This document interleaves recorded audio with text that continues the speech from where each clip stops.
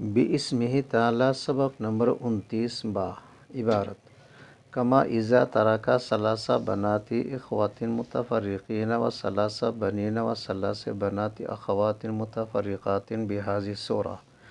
مطلب چوتھی صورت کی مثال یہ ہے کہ میت کے ورثہ میں حقیقی اللاتی اور اخیافی تینوں قسم کے بھائیوں کی ایک ایک لڑکی اور حقیقی اللاتی اور اخیافی تینوں قسموں کے بہنوں کی ایک ایک لڑکا اور ایک ایک لڑکی ہیں۔ کل 3 بھتیجیاں اور 3 بھانجے اور 3 بھانجیاں ہیں۔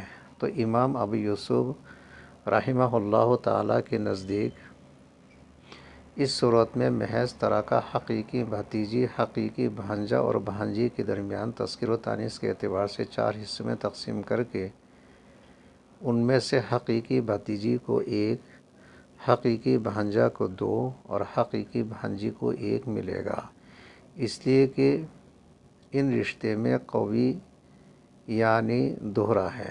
جبکہ امام محمد رحمۃ اللہ علیہ کے نزدیک ترکہ سب سے پہلے حقیقی اخیافی بھائیوں اور بہنوں کے درمیان تقسیم ہوگا اور مسئلہ 3 سے بنا کر اخیافی بھائی بہن کو 1 سے زائد ہونے کی وجہ سے ثلث 1 دیا جائے گا اور 2 ثلث 2 حقیقی بھائی بہن کو بطور عصبہ ملیں گے، مگر اخیافی بہن کی فرات 2 ہونے کی وجہ سے ایک بہن کو 2 فرض کیا گیا۔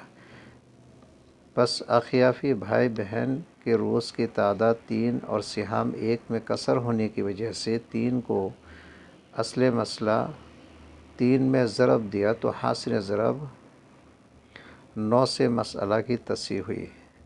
پھر ان کے سہام 1 کو 3 میں ضرب دیا تو حاصل ضرب 3 آیا۔ 3 میں سے ان کی فرع کو 1 1 کر کے ملا۔ حقیقی بھائی بہن کے 2 کو 3 میں ضرب دیا تو حاصل ضرب 6 آیا۔ چونکہ حقیقی بہن کی فرع 2 ہیں، اس لیے حقیقی بہن کو 2 فرض کیا گیا ہے اور 2 حقیقی بہن 1 بھائی کے درجے میں ہے، اس لیے ان کے سہام کو آدھا آدھا تقسیم کر کے ان کی فرع کی طرف منتقل کیا۔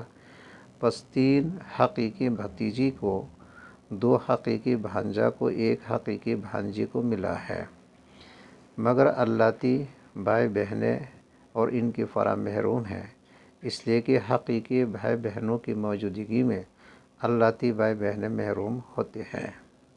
شکریہ، اجازت دیجیے، خدا حافظ۔